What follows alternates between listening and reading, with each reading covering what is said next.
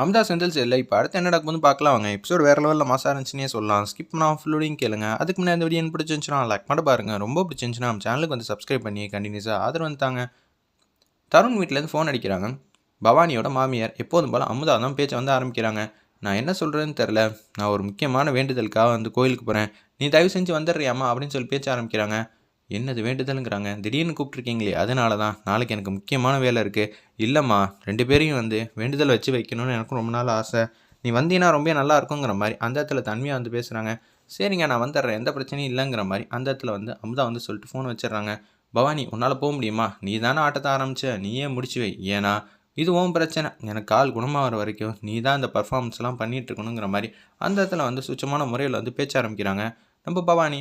ஒரு பக்கம் அமுதாவுக்கு வந்து இத்தனை நாளாக வந்து ஓகே நடிக்கலாம், தங்கச்சிக்கு பதிலாக நம்மளே நடிச்சு தங்கச்சிக்கான வாழ்க்கைக்கு நம்மளே வந்து வழிகாட்டுவோன்னு சொல்லி தான் பர்ஃபார்ம் பண்ணிகிட்டு இருந்தாங்க. ஆனால் இப்போ ஏதோ மனசில் வந்து உறுத்திக்கிட்டே இருக்கேன், அந்த இடத்துல ஏதோ ஒரு விஷயம் தப்பாக நடக்கிற மாதிரியே தோணுதேங்கிற மாதிரி அவங்க மனசில் பட்ட காரியம் கரெக்டாக இருக்குது. ஏன்னா கோயிலுக்கு வர சொன்னது சும்மா வேண்டுதல்லாம் கிடையாது, நிச்சயதார்த்தம் பண்ண தான் கூப்பிட்றாங்க.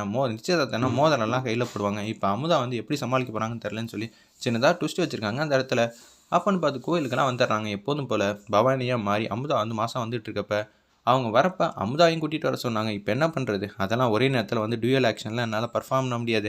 இப்போ வேறு எதுவும் காரணம் சொல்லி நம்ம அமுதா வந்து ஊருக்கு போயிருக்கான்னு சொல்லி வச்சுருவோம், கல்யாணத்துக்கு வந்துடுவா. ஏன்னா கல்யாணத்தப்போ தான் வந்து பவானியும் மாப்பிள்ளையும் ஸ்டேஜில் உட்கார்றப்ப நான் வந்து கீழே உட்காந்துட்டு இருக்க முடியுங்கிற மாதிரி அமுதா வந்து யோசிச்சுட்டு இருக்காங்க. இருந்தாலும் எதுக்கு கூப்பிட்ருக்காங்கன்னு தெரியவே இல்லையே.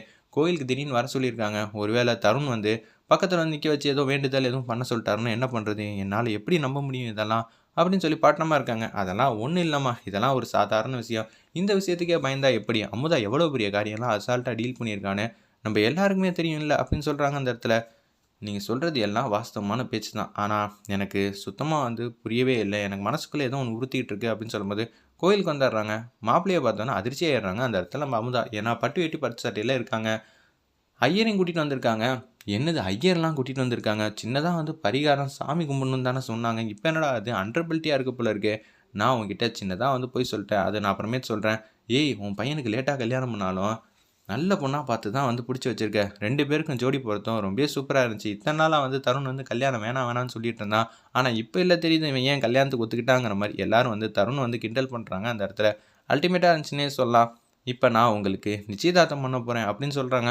என்னது நிச்சயதார்த்தமா, திடீர்னு சொன்னால் எப்படிங்க, ஏம்மா உனக்கு கல்யாணத்தில் சம்மதமா இல்லையான்னு சொல்லி தருண் வீட்டில் இருக்கிற எல்லாரும் வந்து கேட்குறாங்க. சம்மதம் தான், ஆனால் திடீர்னு நிச்சயதார்த்தம்னு சொன்னீங்கன்னா நாங்கள் எதுவும் ஏற்பாடு பண்ணலையே, அதான் நாங்களாம் சொந்த பந்தம்லேருந்து எல்லாம் இருக்கோம். இல்லைங்க எங்கள் சொந்தக்காரங்களுக்கு கூப்பிடுவோம்ல, இல்லாட்டி அவங்க என்ன நினைப்பாங்க, நீங்கள் சொல்கிறதும் வாஸ்தவமான பேச்சு தான், ஆனால் என்னம்மா பண்ணுறது, திடீர்னு வந்து இன்றைக்கே வந்து ஐயர் வந்து நல்ல நாளாக இருக்குன்னு சொல்லிட்டாப்புல, நான் உங்களை வந்து இது மாதிரி சொன்னது மனசு கொஞ்சம் கஷ்டமாக தான் இருக்குது, என் பையனோட எதிர்காலத்துக்காக தான். இன்னொன்று அம்மா மேலே எந்த தப்பு இல்லைன்னு சொல்லி தருண் வந்து பேச்ச ஆரம்பிக்கிறாங்க. அதாவது நம்ம வினை, நான் தான் உங்களுக்கு சர்ப்ரைஸாக இருக்கட்டும்ங்கிற மாதிரி சொன்னேன், ஆனால் உங்கள் ஃபேமிலிலையும் வந்து நிறைய பேர் வருவாங்கங்கிற விஷயத்த வந்து சொல்லாமே விட்டுட்டேனே.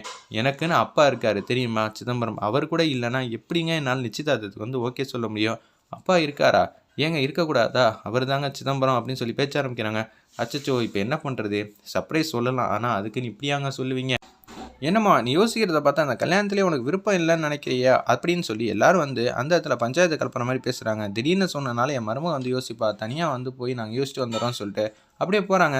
நம்ம சொந்தக்காரங்கள்ட்ட என்ன பதில் சொல்கிறதுங்கிற மாதிரி அந்த இடத்துல பேசுகிறாங்க. இன்னொன்று அப்பாவே வரலன்னா நான் என்ன பண்ணுறது அப்படின்னு சொல்லி சத்தமாக பேசும்போது, ஆமாம் இல்லை பொண்ணுக்கு அப்பா வரலன்னா அவர் என்ன நினைப்பாப்புல அப்படின்னு சொல்லி யோசிச்சுட்டு இருக்காங்க அந்த இடத்துல.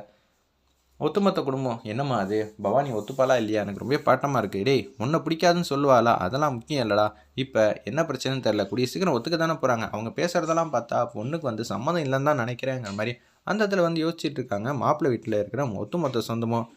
அமுதா வந்து ரொம்ப கவலைப்படுறாங்க. இப்போ நிச்சயதார்த்தம்னா அடுத்தது மோதிரம் போட ஆரம்பிச்சிடுவாங்க. மாப்பிள்ளை பக்கத்தில் எப்படிங்க என்னாலலாம் உட்கார முடியும், பவானியாக வந்து நடிக்கலாம், ஆனால் அதுக்குன்னு பவானியாக என்னால் மாற முடியுமா என்ன, எனக்கு ஒன்றும் புரியல அப்படின்னு சொல்லி பேரதிர்ச்சியாக வந்து திங்க் பண்ணிகிட்டு இருக்காங்க அந்த இடத்துல நம்ம அமுதா.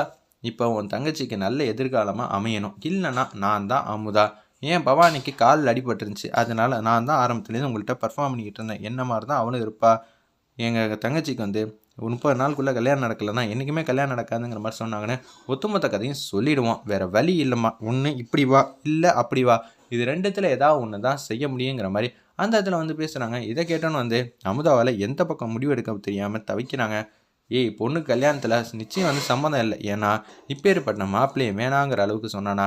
என்ன கட்டாயம் கல்யாணமா? இல்லையே, என் மருமக வந்தால் பிடிச்சிருக்குன்னு தானே மாப்பிள்ளையும் பொண்ணும் தனியாலாம் பேசுனாங்க. அப்புறம் ஏன் இது மாதிரிலாம் இவ்வளோ நேரம் டிஸ்கஸ் பண்ணிகிட்டு இருக்காங்க?